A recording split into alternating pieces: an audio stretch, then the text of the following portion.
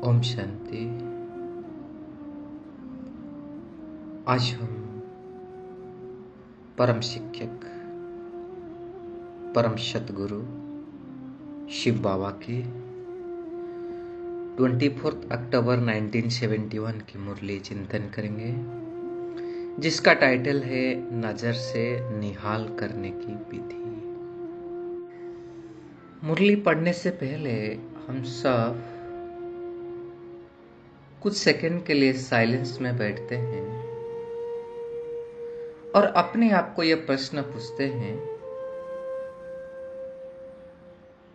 कि लौकिक जीवन में मुझ आत्मा का कर्तव्य क्या है, ये मेरा प्रोफेशन क्या है, मैं उसकी कितने समय स्मृति में रहती हूं,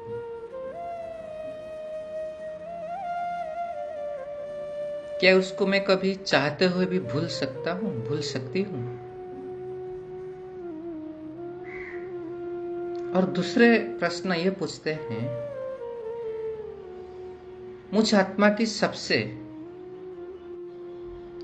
समीप और साथ रहने वाली चीज क्या है, जिसके साथ मैंने 24 घंटा रहता हूं।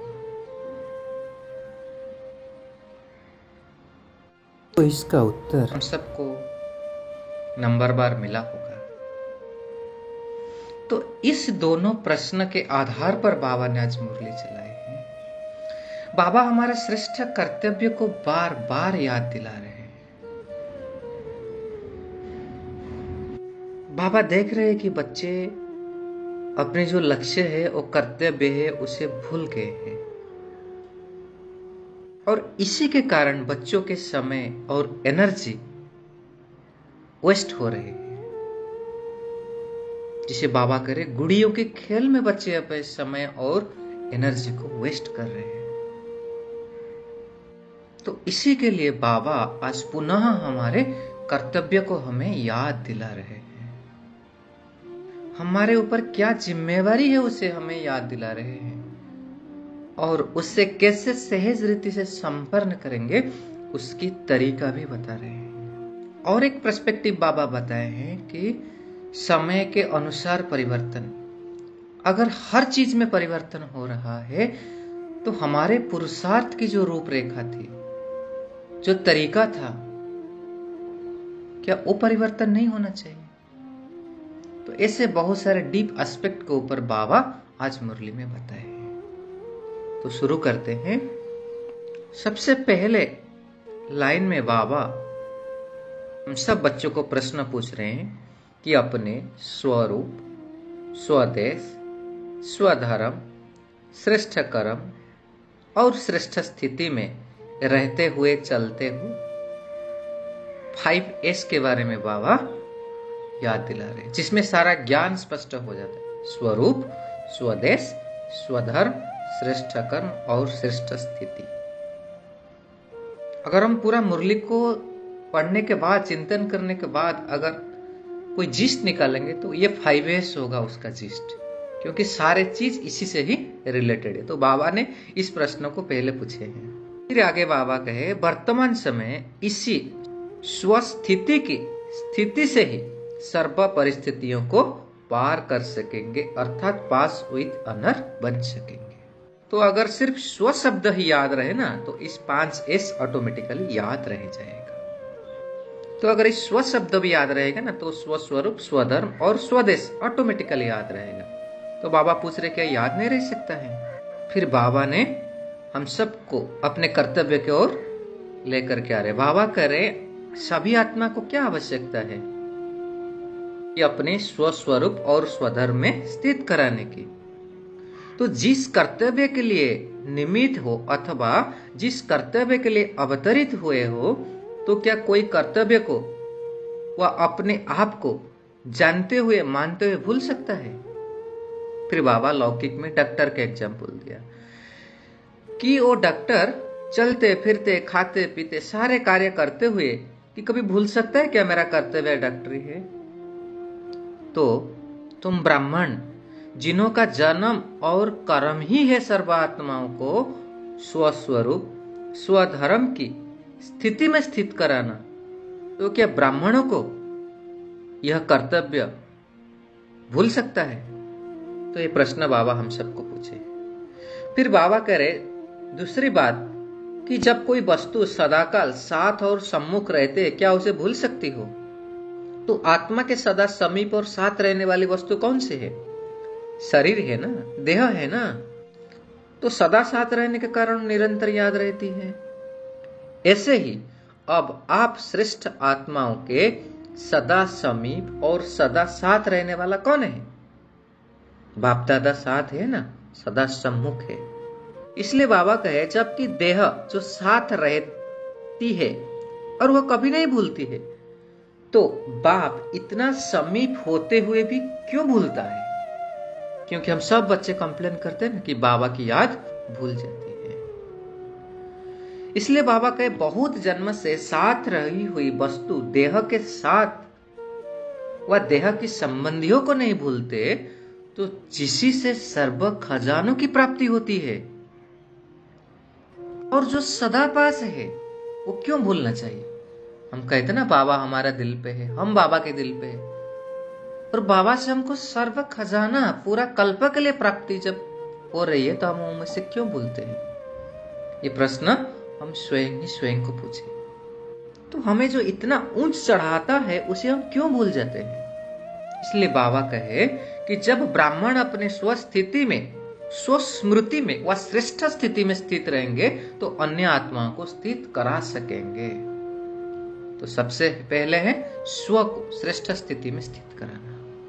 फिर बाबा कह रहे हैं कि संसार में सर्वात्मा की आशा क्या है? कि निर्वाण व मुक्ति धाम की इच्छा अनेक आत्माओं का रही है ना बहुत समय से। उन सब आत्माओं के से बहुत समय से रही हुई आशा को पूर्ण करने की कर्तव्य किसका है? हम सब निमित्त ब्राह्मण आत्माओं के हैं। इसलिए बाबा के जब आप अपनी स्थिति को इतना श्रेष्ठ मान नहीं बनाएंगे तो इस कर्तव्य को कैसे करेंगे? आगे बाबा कह रहे अगर अपने ही आशा मुक्ति व जीवन मुक्ति को प्राप्त करने की अभी नहीं पूर्ण कर सकेंगे तो दूसरे को कैसे करेंगे? मतलब अभी हमको मुक्ति जीवन मुक्ति का अनुभव नहीं हो रहा है, अभी भी हम भटक रहे हैं उसके पीछे, तो हम दूसरे को कैसे कर सकते हैं? फिर बाबा ने बहुत सुंदर रियलाइज करा है कि वास्तविक मुक्ति व जीवन मुक्ति अनुभव क्या होता है, वो कहाँ अनुभव करेंगे? मुक्ति का अनुभव क्या मुक्तिधाम में करेंगे? जीवन मुक्ति का अनुभव क्या स्वर्ग में करेंगे, सत्ययुग में करेंगे? बाबा कह रहे वहां तो उस स्थिति होगी तो उसका अनुभव वास्तविक संगम युग में करने का है। क्योंकि संगम युग में ही कंट्रास्ट है ना, संगम युग में ही हम सत्ययुग का वास्तविक सुख अनुभव कर सकते हैं, शांति अनुभव कर सकते हैं। इस संगम युग में ही हम परमधाम की जिस ऊंची शांति को भी यहाँ ही अनुभव कर सकते हैं, क्योंकि यहाँ कंट्रास्ट है। इसलिए बाबा कहे बाप द्वारा जो मुक्ति जीवन मुक्ति का वर्षा प्राप्त होता है उसी का अनुभव तो अभी ही कर सकते हैं। निर्वाण अवस्था व मुक्ति की स्थिति अभी ही जान सकते हो, इसीलिए अभी मुक्ति जीवन मुक्ति का अनुभव करो। तो बाबा के जब हम स्वयं मुक्ति जीवन मुक्ति का अनुभव होंगे तभी अन्य आत्माओं को मुक्ति अर्थात अपने घर और अपने राज्य अर्थात स्वर्ग में जाने की गेट पास दे सकते हैं। बहुत इंपॉर्टेंट लाइन कहे कि जब तक ब्राह्मण किसी भी आत्मा को गेट पास नहीं देंगे तो वह पास ही नहीं कर सकेंगे। तो मुक्ति जीवन मुक्ति धाम के गेट पास लेने वालों की बड़ी लंबी क्यू आप लोगों के पास लगने वाली है। तो इधर हम 1 मिनट के लिए पॉज लेते हैं और इस सीन को विजुअलाइज करें। हमारे पास लंबी लाइन लगी हुई है मुक्ति लेने वाले की, जीवन मुक्ति को प्राप्त करने वाले की। तो उस समय हम उससे क्या दे सकते हैं वर्तमान की स्थिति हिसाब से? तो फिर बाबा कहे जब उनका क्यू लगेगा, अगर उनको आप गेट पास देने में देरी लगाई तो टू लेट हो जाएगा। इसीलिए अपने को सदा स्वरूप स्वधर्म स्वदेशी समझने से, सदा इसी स्थिति में स्थित रहने से ही 1 सेकंड में किसी भी आत्मा को नजर से निहाल कर सकेंगे। अगर हम निरंतर इसका अभ्यासी है, स्वस्वरूप का, स्वधर्म का, स्वदेश का, श्रेष्ठ स्थिति का, तो फिर हमें ऐसे आत्मा जब हमारे सामने आएंगे, हम उनको दृष्टि देंगे और उनकी आशाओं को पूर्ण कर सकते, उन्हें नजर से निहाल कर सकते हैं। कितनी जिम्मेवारी का बात है। तो इसलिए क्या करना है, अपने कल्याण की वृत्ति से उन्हें स्मृति दिलाना है और उन्हें गेट पास दे सकते हैं।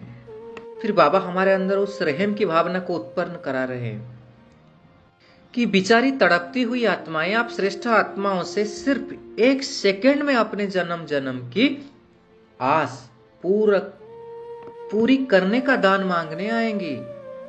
इतनी सर्वशक्तियां जमा की है जो मास्टर सर्वशक्तिमान बन 1 सेकंड की विधि से उन आत्माओं को सिद्ध प्राप्त करा सकते हो।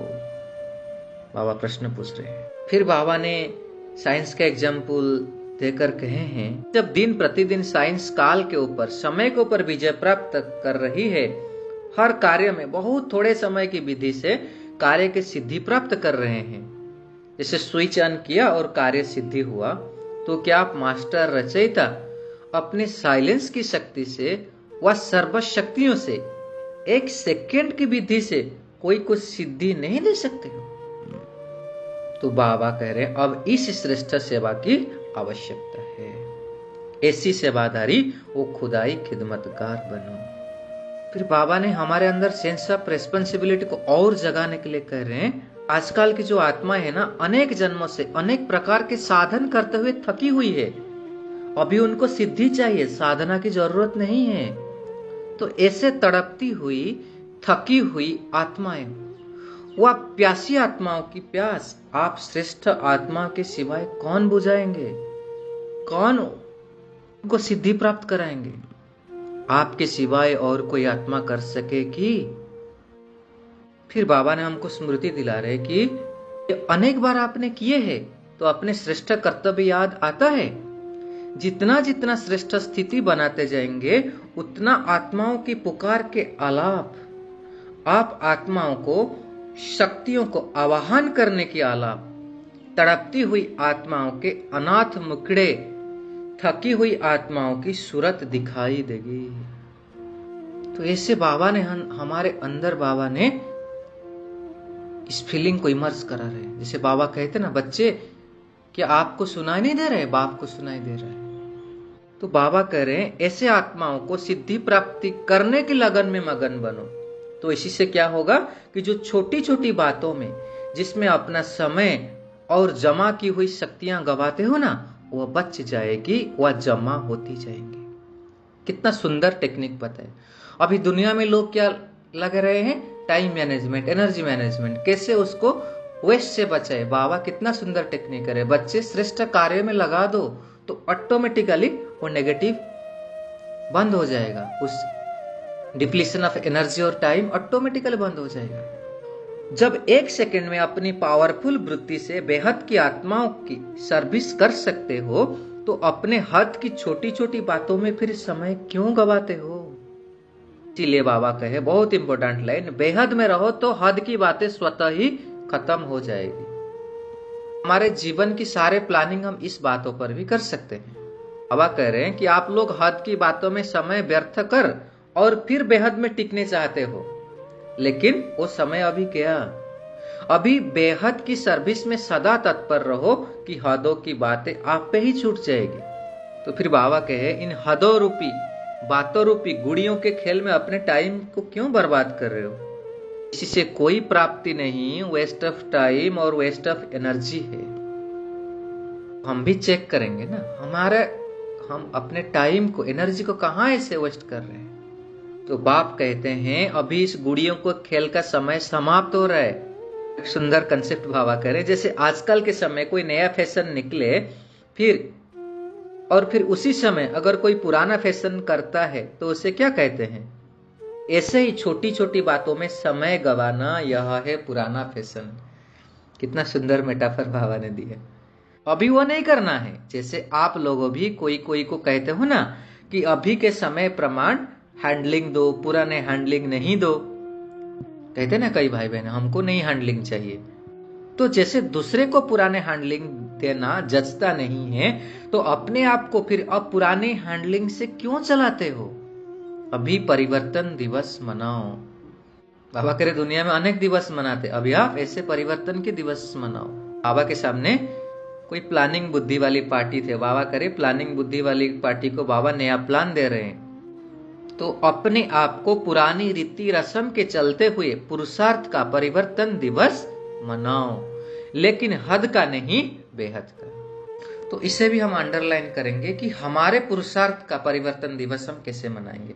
हम क्या क्या चीज पुरुषार्थ में परिवर्तन करेंगे जो इतने सालों से करते आ रहे हैं, अपनी योग की विधि में, अपने ज्ञान के मनन चिंतन में, अपनी मुरली सुनने की, अपनी सेवा में, ऐसे क्या परिवर्तन लाए, उसे भी हमें नोट करना है आज।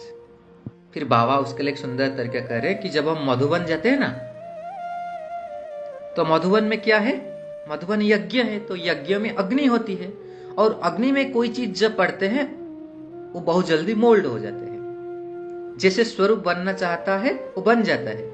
तो ऐसे बाबा करे इस यज्ञ में आए हो तो अपने आप को जैसे बनाने चाहो वैसे बना सकते हो, और सहज भी बना सकते हो। तो हम भी जब भी मधुबन जाए, ऐसे कोई पर्टिकुलर लक्ष्य टारगेट लेकर के जाए कि इस बार मधुबन से आने के बाद मैं इसी को परिवर्तन करूंगा, तो ऐसे हम पुरुषार्थ में परिवर्तन ला सकते हैं। तो इतना सुंदर डीप मुरली जिसमें बाबा ने हमारे कर्तव्य के ऊपर ध्यान खिंचवाए हैं। अच्छा, ओम शांति। शुक्रिया बाबा।